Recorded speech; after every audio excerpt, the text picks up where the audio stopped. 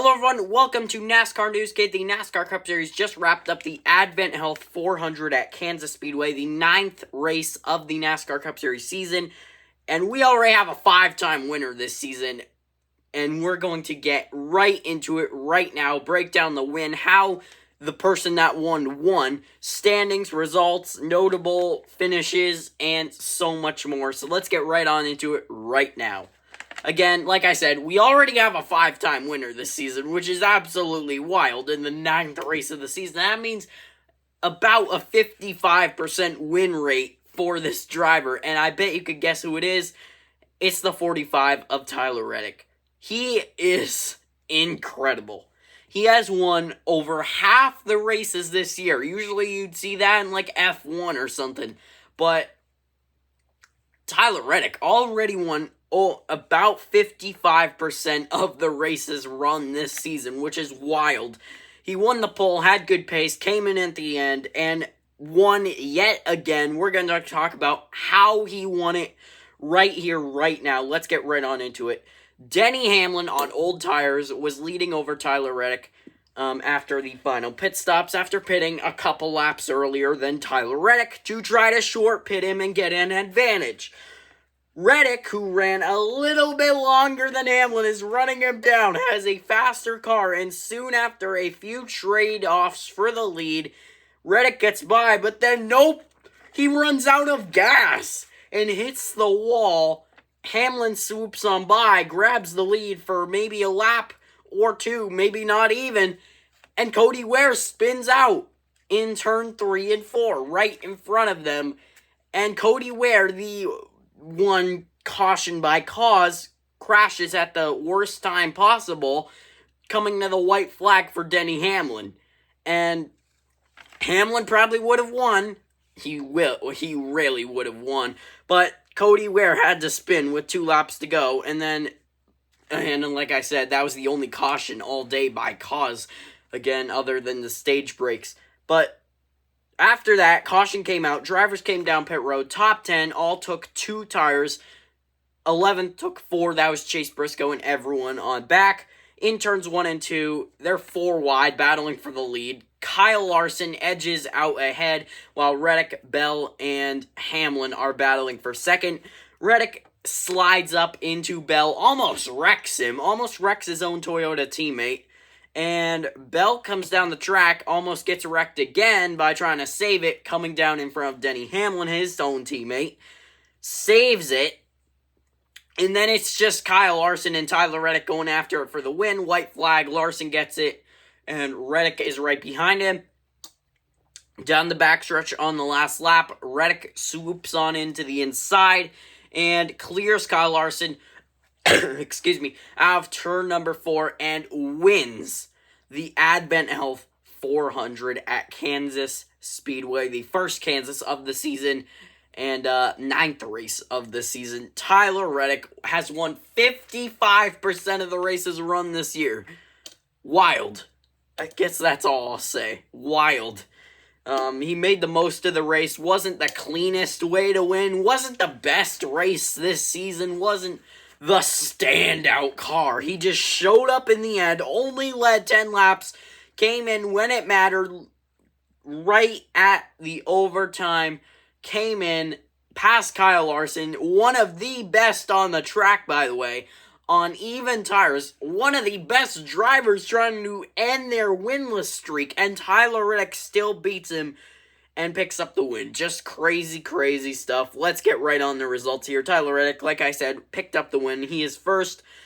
Second for Kyle Larson. He led 78 laps. Had a shot. Won stage number 2. But a slow pit stop after that got them back in the pack and never really recovered, except for that little chance at the end, but they didn't have the pace. So, I don't know. What could have been if they didn't have that slow pit stop there on one of the final stops. Third for Chase Briscoe, by the way. They were the first ones who took 4 tires back in 11th. They were so close. If they had one more corner or one more lap, he probably would have picked up the win, and picked up the win for the first time this season after a very tough start. We'll talk about where he is in standings in a few moments, and it looks really good, finally, for that 19 group. Finally, we'll see where they are, and it looks really good, their positioning after race 9. Fourth for Denny Hamlin, led 131 laps. By the way, the most laps led for Denny Hamlin, just under half. Won stage 1, so close to winning, so close to grabbing the white flag, but Cody Ware had to spin with 2 laps to go, almost 1 lap to go, and Cody Ware, why couldn't he wait 1 more lap? I don't know what to say about that. Fifth for Bubba Wallace, he ran top 5 towards the end, usually strong at Kansas. I mean, he's won here with the 45 group. 45 won today. How many times has the 45 won at Kansas? How many different drivers? Kurt Busch, Bubba Wallace, Tyler Reddick. You get it. 45 is strong at Kansas. And the 45, he is strong this year, to say the least.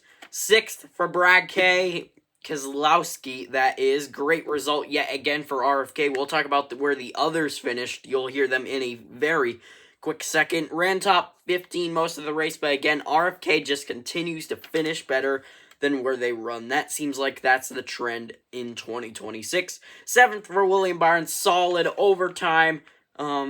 Just was quiet for overtime and was quiet for the rest of the race, so seems like that's been their season, just quiet, and it's a good rebound from Bristol, where they got caught lapped down, and then they weren't able to gain anything because they had to go to the rear. They never gained anything in Bristol, really. So, good rebound for them. P7. P8 for Chase Elliott. Solid, showed some pace.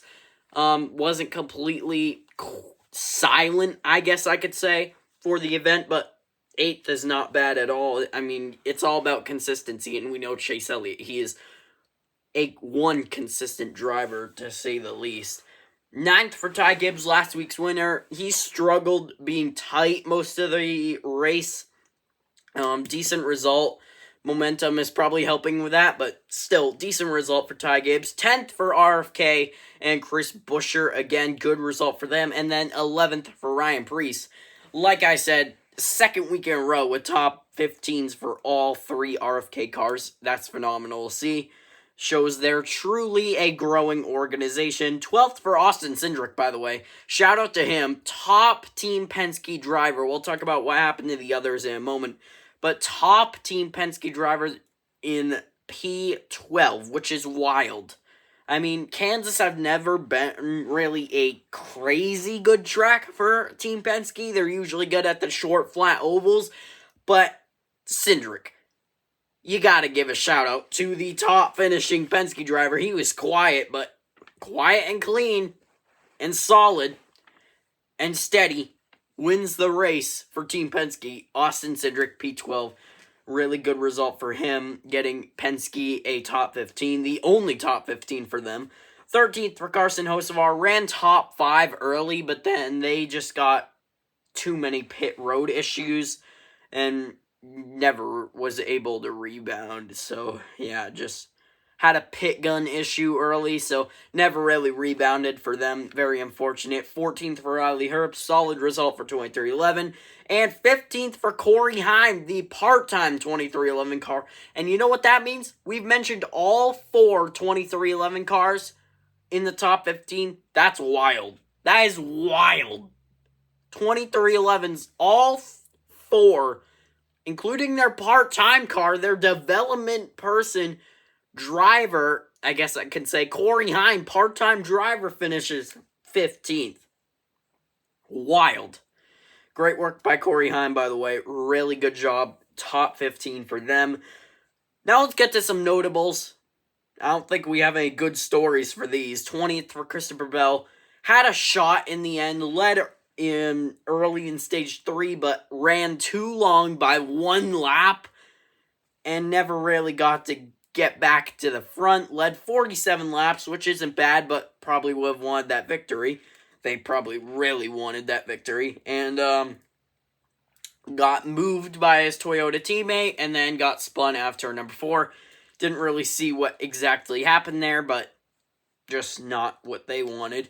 24th for Blaney, he had an early pit road incident. Other than that, had the cleanest stops of the season, by the way, for Ryan Blaney. But other than that, just not good race for them at all.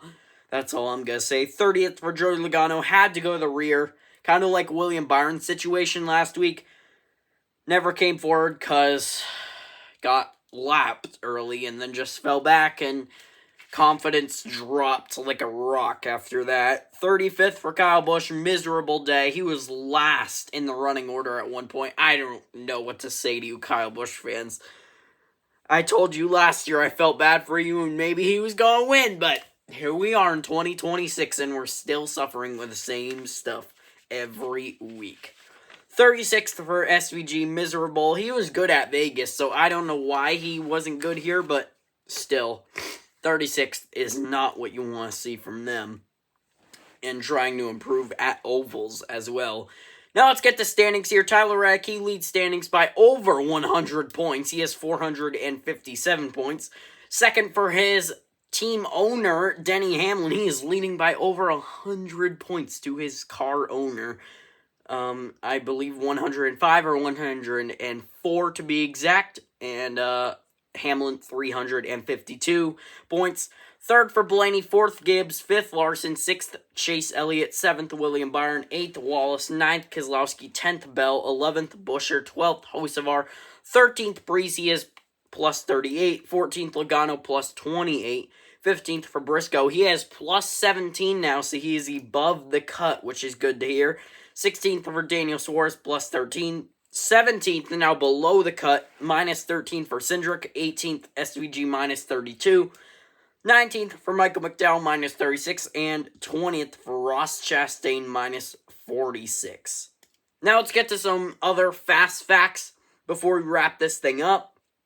Pole winner was indeed Tyler Reddick. Stage 1 went to Denny Hamlin. Stage 2 went to Kyle Larson. And Xfinity Fast Slap goes to Christopher Bell, who got that in the early portions of the final run in Stage 3. And there were 17 lead changes among 7 different drivers. Only 3 cautions, and like I said, 1 by cause. The other 2 were for the end of Stage 1 and Stage 2. So, very calm race, to say the least. Aside from Cody Ware deciding to spin in turn 3 and 4 to bring out the final caution and wreck Denny Hamlin's chances of winning. I heard an interview from Denny Hamlin saying, I don't know why he spun out, going that slow, and Cody Ware, just, come on, just hang on for 2 laps, don't manipulate the outcome of the race. I mean, it's not like he had a manufacturer he was rooting for other than maybe Kyle Larson, because Chevy Alliance, whatever. But, I don't know. I mean, please, Cody Ware, just, if you're going to be on track, try to at least keep it clean, I guess I should say. I don't know what else to say other than that. But, Denny Hamlin, what could have been his second win of the season? And if he did win today, that would be 2.5 wins for 2026. And even then, just because he didn't win doesn't mean he had a horrible day. He's second in points, had a good result, and good result for a 1.5 miles as well. Just could have swept the 2 similar, very similar 1.5 miles for 2026, but just didn't have the luck by his side today. But anyway, that's going to do it. Thank you all so much for watching. If you enjoyed, why not smash that like button down below?